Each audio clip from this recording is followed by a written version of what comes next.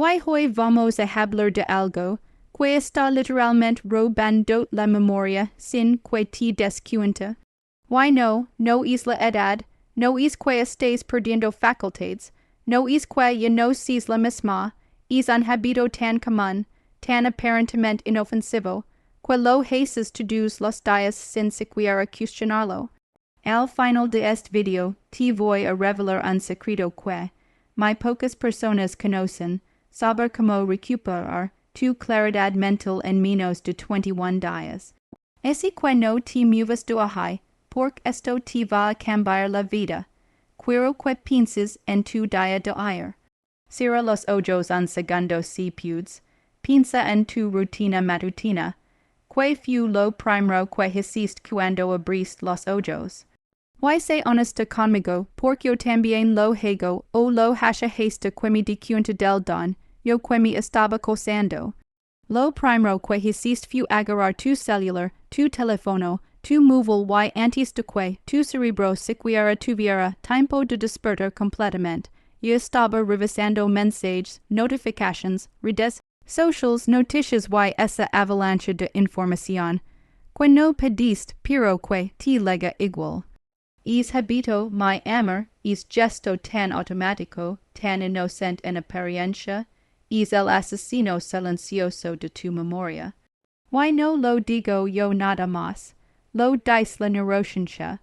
Lo dicen estudios de las universidades más prestigiosas del mundo. Lo dicen los psiquiatras que llevamos años viendo como nuestros pacientes ligan cada vez más dispersos, más olvidadizos, más desconectados de sí mismos. Why lo peor es que pensamos que es normal, que es parte de hacerse mayor, que es el estrés, que son los hormonas. Why sí, todo eso influye, pero el verdadero culpable está en tu mano ahora mismo. Déjame explicar qué pasa en tu cerebro cuando haces esto. Cuando despiertas por la mañana, tu cerebro está en un estado que se llama ondas alfa. Es un estado de coma, de receptividad, de creatividad. Tu corteza prefrontal, que es la parte del cerebro encargada de la toma de decisiones, la memoria y el autocontrol, está descansada, y lista para procesar información de manera eficiente. Pero cuando agarras el teléfono, estás bombardeando el cerebro descansado con una cantidad brutal de estímulos. Tu sistema nervioso pasa de 0 a 1. 100 en segundos y ahí es donde empieza el problema. Tu cerebro no estaba diseñado para procesar tanta información de golpe. Nuestros ancestros, nuestros antepasados, se despertaban con el sol, escuchaban los pajaros, sentían el aire fresco. Su cerebro tenía tiempo de activarse gradualmente, pero tú y yo nos despertamos con 50 notifications, con noticias de tragedias al otro lado del mundo, con mensajes de trabajo, con publications de gente que ni siquiera conocemos viviendo vidas que parecen perfectas. Y tu cerebro entra en modo de alerta máxima. Se activa el cortisol, la hormona del estrés, y cuando el cortisol está elevado de manera crónica, afecta directamente al hipocampo, que es la región del cerebro responsable de la memoria. Quiero que entiendas esto bien porque es crucial. El hipocampo es como el archivista de tu cerebro. Es el que toma la información del día, y la guarda en los cajones correctos para que después puedas extraerla. Pero cuando está constantemente bañado en cortisol, se encoge, literalmente, se reduce su tamaño. Y cuando el hipocampo está encogido, tu capacidad de formar nuevos recuerdos y de extraer a los antiguos disminuye. Por eso te olvidas de las cosas. Por eso entras en una habitación y no recuerdas que ibas a hacer. Por eso no puedes recordar el nombre de esa persona que te presentaron hace 2 días. No es que estés perdiendo la cabeza, es que tu cerebro está sobrecargado. Y aquí viene algo que me parece fascinante y que casi nadie habla. Es hábito de revisar el teléfono apenas despiertas no solo afecta tu memoria, sino que afecta tu capacidad de estar presente, tu capacidad de conectar, tu capacidad de sentir, porque tu cerebro aprende que la vida está en esa pantalla, no en lo que está frente a ti. Y poco a poco, sin darte cuenta, te vas desconectando de tu perja, de tus hijos, de tus amigas y lo más grave de ti misma. He visto esto en mi consulta una y otra vez. Muchos brillantes, inteligentes, capaces, que ligan diciendo que sienten que están perdiendo la memoria, que se sienten confundidos, que no pueden concentrarse. Y cuando empezamos a desglosar su rutina, siempre está hábito, el teléfono en la mesita de noche.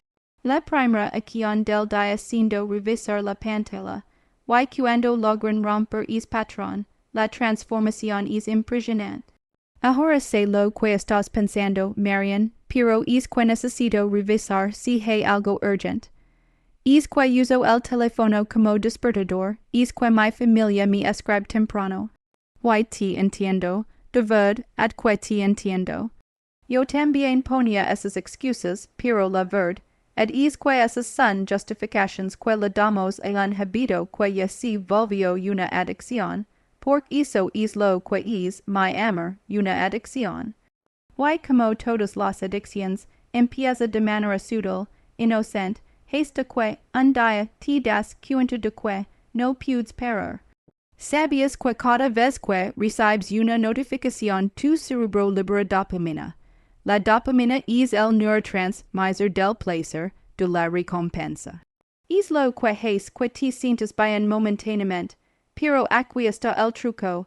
Esa descarga de dopamina es tan rápida y tan efímera que tu cerebro inmediatamente quiere más. Es como comer un dulce que te sabe delicioso pero que no te llena. Entonces, comes otro y otro y otro y antes de darte cuenta, te comes toda la bolsa y te sientes mal. Lo mismo pasa con el teléfono, una notificación, otra y de repente pasas una hora perdida en la pantalla sin siquiera recordar que estabas buscando.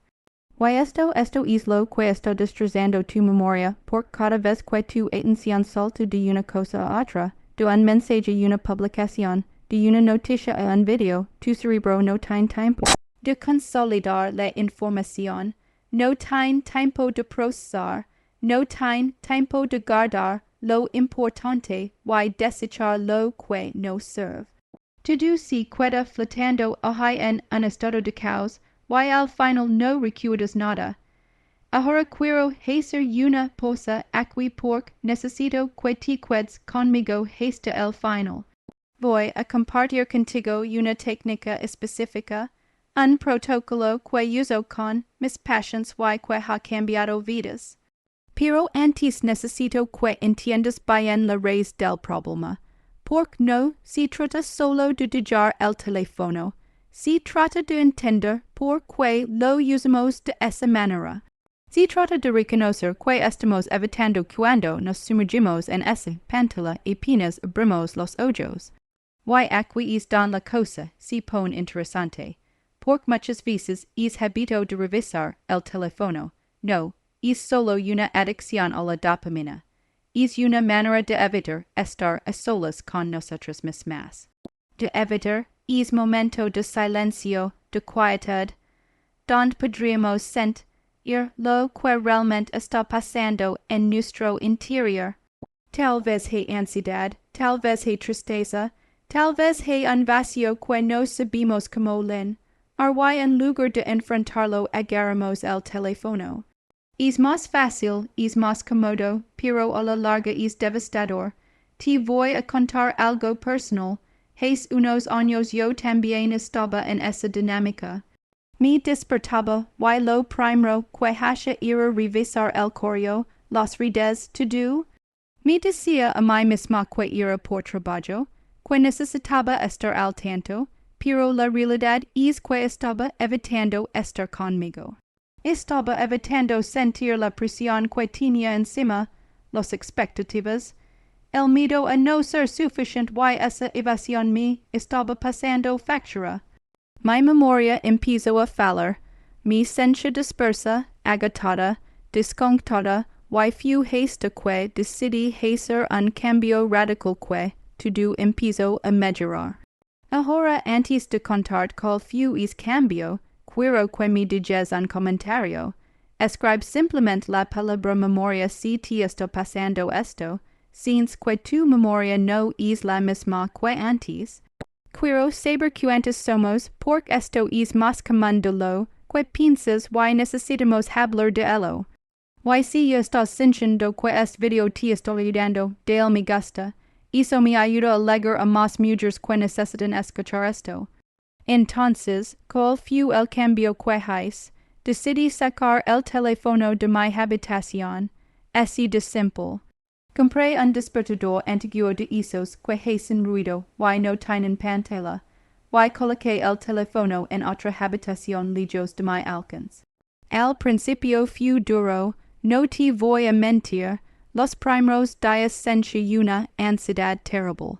Me despertaba con esa urgencia de revisar, de saber que había pasado mientras dormía, pero resistí, y poco a poco algo increíble empezó a asustar.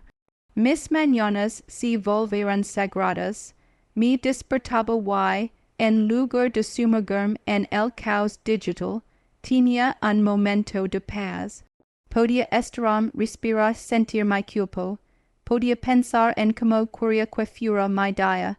Podía escribir en mi diario, meditar o simplemente quedarme ahí en silencio, sintiendo.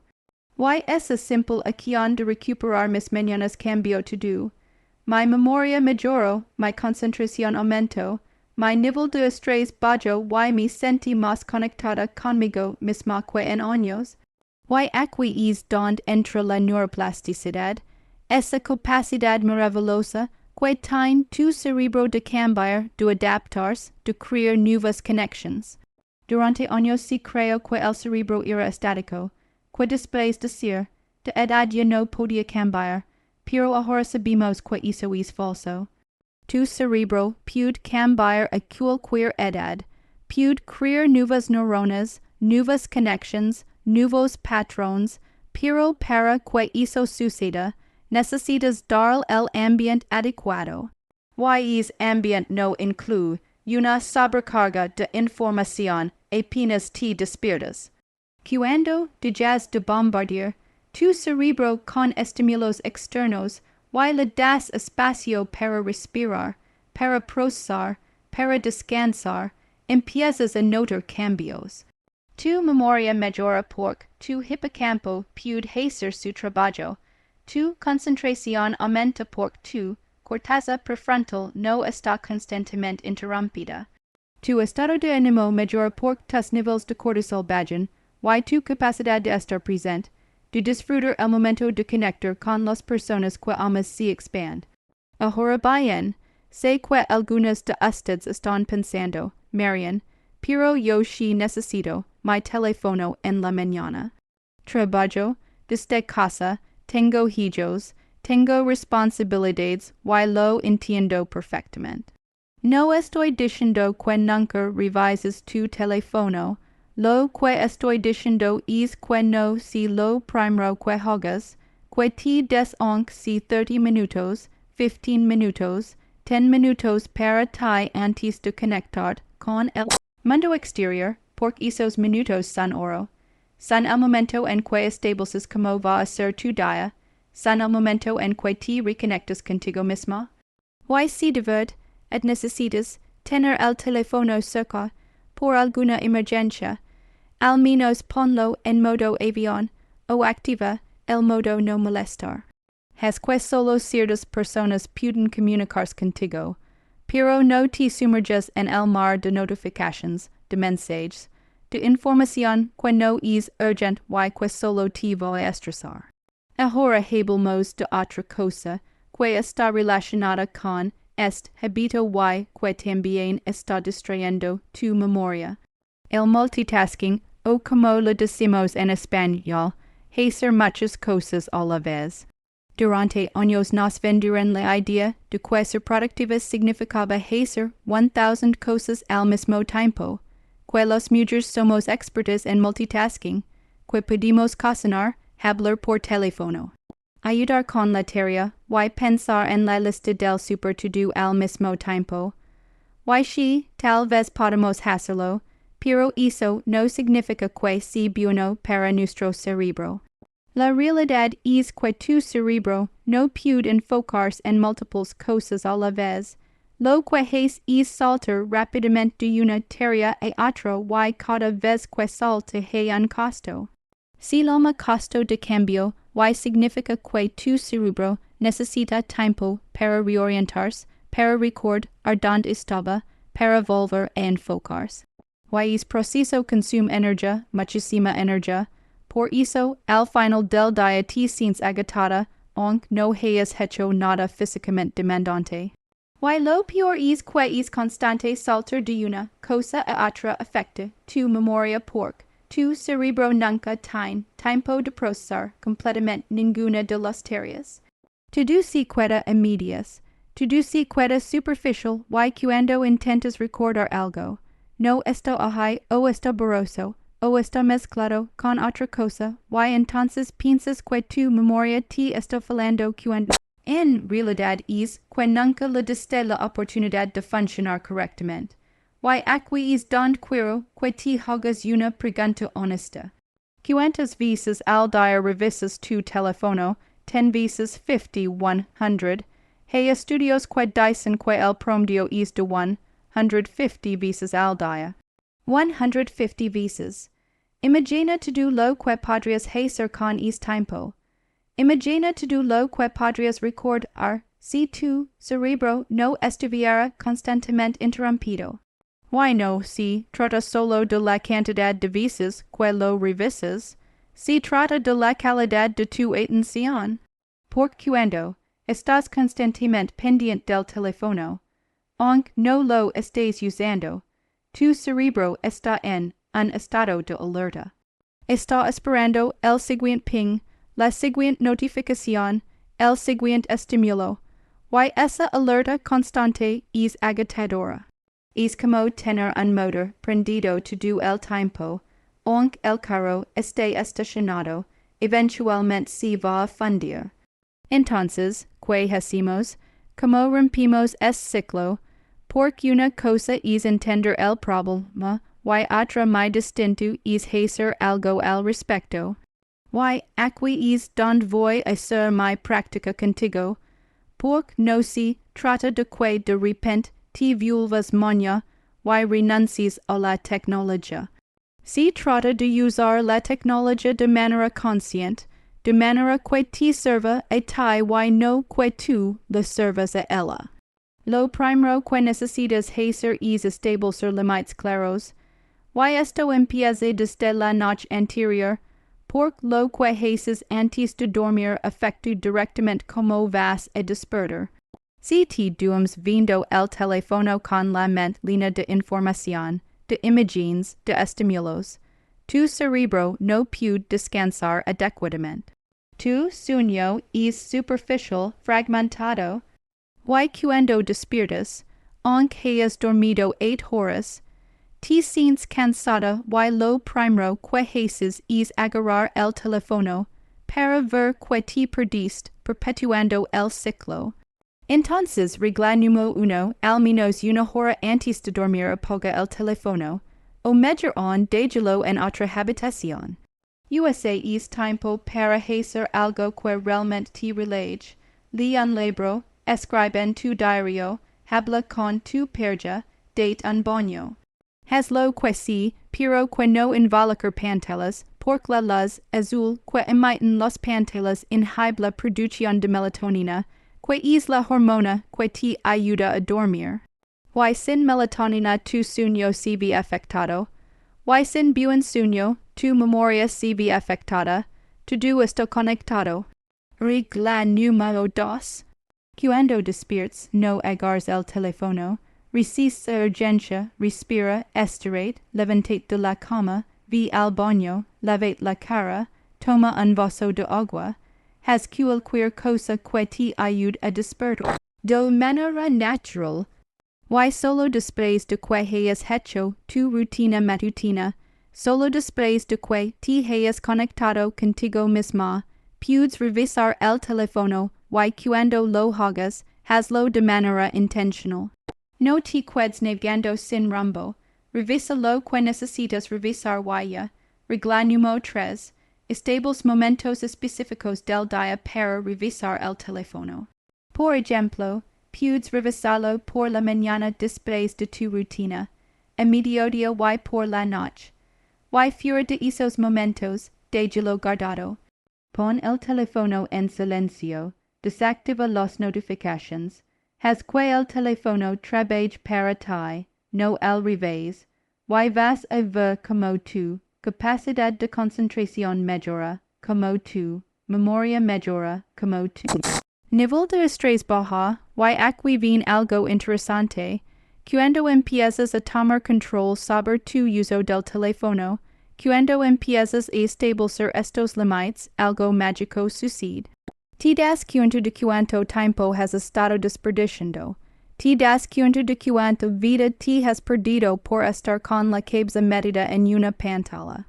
Y eso puede ser doloroso, puede ser triste, pero también es liberador porque significa que puedes cambiar, que puedes recuperar ese tiempo, que puedes volver a vivir de manera presente.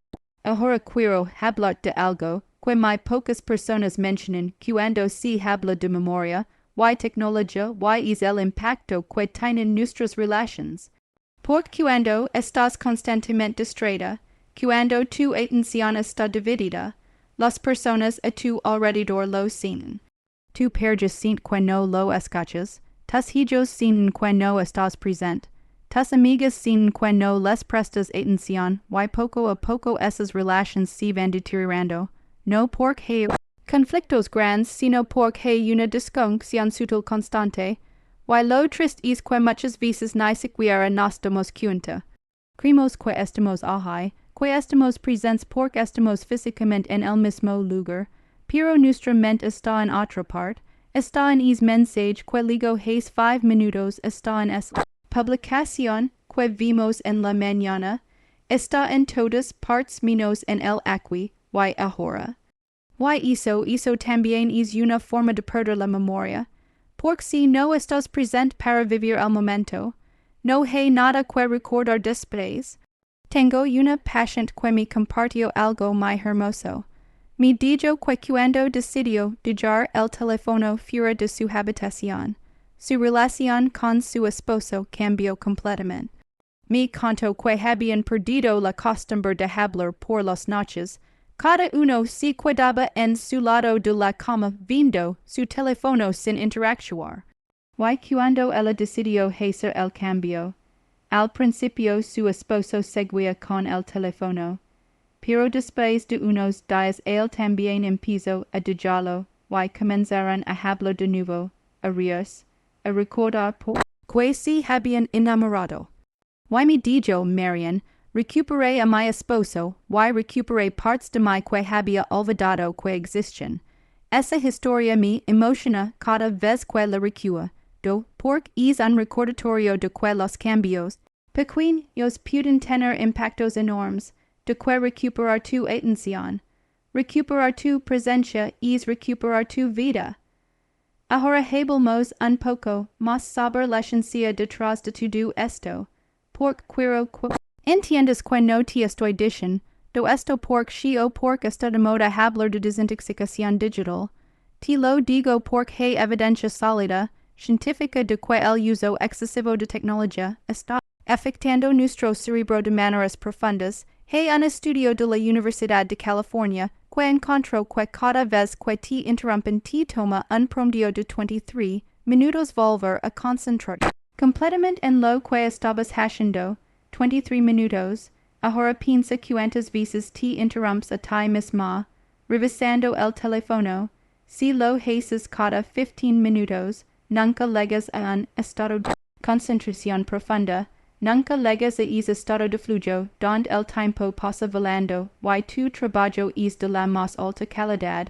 Y si no llegas a ese estado, tu cerebro no pude consolidar información, no pude crear memorias duraderas. Otro estudio es de la Universidad de Texas encontró que simplemente tener el teléfono cerca, aunque esté en silencio y boca abajo, reduce capacidad cognitiva.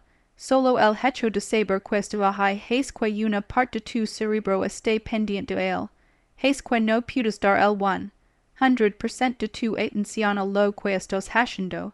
Es fascinante y aterrador al mismo tiempo, y luego están los estudios sobre el sueño. Hay investigaciones que muestran que las personas que usan dispositivos electrónicos antes de dormir tardan más en conciliar el sueño duermen menos horas y tienen un sueño de menor calidad. Y como ya te dije, sin buen sueño, tu memoria se ve severamente afectada por es durante el sueño que tu cerebro consolida las memorias del día. Es cuando toma toda esa información que recibiste y la organiza, la guarda en los lugares correctos. Pero si tu sueño es malo, es proceso no se completa, y entonces las memorias se pierden. Ahora bien, todo esto puede sonar abrumador. Puede que estés pensando, Marian, ya estoy perdida, ya hice el daño, que puedo hacer ahora. Y aquí es donde viene la buena noticia. Tu cerebro es increíblemente resilient, tiene una capacidad asombrosa de recuperarse, de sanar, de regenerarse, pero necesitas dar la oportunidad. Necesitas hacer cambios conscientes y sostenidos en tu estilo de vida. Y el primer paso, como ya te dije, es romper el hábito de revisar el teléfono apenas despiertas, pero hay más cosas que puedes hacer. Puedes empezar a practicar la atención plena o mindfulness. Esto significa estar completamente presente en lo que estás haciendo en el momento. Si estás comiendo, solo come. Siente los sabores, las texturas. Si estás caminando, siente tus pies tocando el suelo, el aire en tu piel. Si estás hablando con alguien, escucha de verdad. No solo esperes tu turno para hablar, escucha. Práctica de atención plena es como un entrenamiento para tu cerebro. Le enseñas a enfocarse, a estar presente y con el tiempo se vuelve más fuerte, más capaz. Tu memoria mejora, tu concentración mejora, tu capacidad de disfrutar la vida mejora. Porque la vida no está en el pasado ni en el futuro, está aquí ahora. Y si te la pasas perdida en tu teléfono, te la estás perdiendo.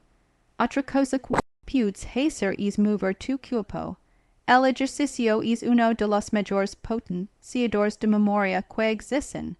Cuando te ejercitas, aumentas el flujo de sangre al cerebro, y con más sangre viene más oxígeno, más nutrientes, tu hipocampo se fortalece, se crean nuevas neuronas, y tu capacidad de formar y recordar memorias mejora. No necesitas correr un maratón con una caminata de 30 minutos al día. Es suficiente, pero hazlo de manera consciente. Deja el teléfono en casa, sal y disfruta del movimiento, del aire, de la vida. También es fundamental lo que comes. Tu cerebro es un órgano que necesita combustible de calidad. Si lo alimentas con comida procesada, con azúcar, con grasas trans, va a funcionar mal. Pero si lo alimentas con comida real, con vegetales, con frutas, con grasas saludables como los del aguacate o los nueces, va a funcionar de manera óptima. Hay nutrientes específicos que son especialmente buenos para la memoria. Los ácidos grasos omega 3 que encuentras en pescados como el salmón, los antioxidantes que encuentras en las balas, en el té verde, las vitaminas del complejo B que encuentras en los huevos, en los legumbres. Todo esto alimenta tu cerebro y protege tu memoria. Y por supuesto el sueño, no me voy a cansar de repetirlo, el sueño es sagrado. Es cuando tu cerebro se repara, se limpia, se reorganiza. Si no duermes bien, nada de lo demás importa, así que haz del sueño una prioridad. Estables una rutina. Acá a la misma hora todos los días. Crea un ambiente propicio para dormir, oscuro, fresco, silencioso y, como ya dijimos, nada de pantallas antes de dormir. Ahora quiero que hagamos un ejercicio juntos. voy a pedir que hagas una pausa por un momento, que cierres los ojos y respires profundo. 3 respirations profundas. Inhala por la nariz, exhala por la boca y mientras respiras, quiero que te preguntes, ¿cómo me siento en este momento? ¿Cómo está mi mente? ¿Cómo está mi cuerpo? No juzgues lo que sientes. Solo observa, haz la pausa, ahora lo hiciste, ¿cómo te sentiste? Probablemente notaste que tu mente estaba acelerada, que había un millón de pensamientos pasando por ahí, que tu cuerpo estaba tenso, eso es completamente normal. Vivimos en un estado de activación constante, pero el simple hecho de hacer esa pausa, de tomar esas 3 respirations, y es un paso hacia la calma, hacia la conexión contigo mismo. Si haces esto varias veces al día, vas a notar cambios.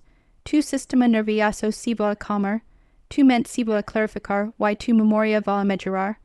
Ahora quiero hablar de algo que me parece muy importante y que tiene que ver con los mujeres específicamente, es el hecho de que nosotros, los mujeres, hemos sido condicionadas para ser multitaskers, para estar disponibles todo el tiempo, para cuidar de todos, menos de nosotras mismas. Es teléfono, esa conexión constante se convierte en otra forma de estar disponible, de responder a las necesidades de otros, de olvidarnos nuestras propias necesidades. Aquí quiero ser muy clara, no es egoísta cuidar de ti misma, no es egoísta establecer límites, no es egoísta decir, en este momento no voy a revisar mi teléfono, porque necesito espacio para mí. Es necesario, es vital, porque si tú no estás bien, si tu mente no está clara, si tu memoria está fallando, ¿cómo vas a cuidar de los demás? ¿Cómo vas a ser la mujer fuerte, capaz, brillante que eres? Otra cosa, es hábito de estar constantemente conectadas también afecta a nuestra autoestima porque nos comparamos, vemos las vidas perfectas de otras personas en redes sociales y sentimos que no somos suficientes, que nuestra vida no es tan interesante, tan bonita, tan exitosa, y eso nos hace sentir mal, nos hace dudar de nosotras mismas. Cuando dudas de ti misma, cuando tu autoestima está baja, todo lo demás se ve afectado, tu memoria incluida, porque tu estado emocional y tu memoria están íntimamente conectados. Cuando estás estresada, ansiosa, triste, tu cerebro no funciona de la misma manera, tu capacidad de concentrar disminuye, tu capacidad de recordar disminuye, todo se vuelve más difícil. Si estás constantemente comparando con otros, constantemente sintiendo menos, estás creando un estado emocional que no es propicio para una buena memoria. Entonces, parte de recuperar tu memoria es recuperar tu autoestima, es reconocer tu valor, es recordar todo lo que has logrado, todo lo que eres. Para eso necesitas tiempo a solas contigo misma, necesitas silencio, necesitas espacio, no lo vas a encontrar si estás todo el día pegada al teléfono. Ahora quiero compartir contigo algo que aprendí de una maestra de meditación hace años. Ella decía que la tecnología no es el enemigo es el uso inconsciente de la tecnología. Eso cambió mi perspectiva completamente, porque no se trata de demonizar el teléfono o las redes sociales, se trata de usarlos con intención, de preguntar antes de agarrar el teléfono, ¿por qué lo estoy haciendo? ¿Qué estoy buscando? ¿Realmente necesito esto ahora? La mayoría de las veces cuando te haces esas preguntas te das cuenta de que no lo necesitas, que es un impulso automático, que estás buscando llenar un vacío con algo que no te va a llenar, en es momento de dar cuenta tienes la oportunidad de elegir diferente, de cerrar el teléfono, hacer algo que realmente te nutra. Quiero hacer otra cosa aquí porque levamos un buen rato juntos, quiero asegurarme de que estás captando todo esto. Si has llegado hasta aquí, déjame un comentario que diga: estoy presente, porque eso es exactamente lo que estamos hablando, de estar presente, de recuperar tu atención, de recuperar tu vida. Si este contenido te está sirviendo, por favor, compartilo. Hay tantas mujeres que necesitan escuchar esto, que están luchando con su memoria, con su concentración, con su paz mental, y no saben quella solución puede ser tan simple como cambiar un hábito. Ahora bien, hablemos de algo que me preguntan mucho en consulta. ¿Cuánto tiempo se tarda en ver resultados si empiezo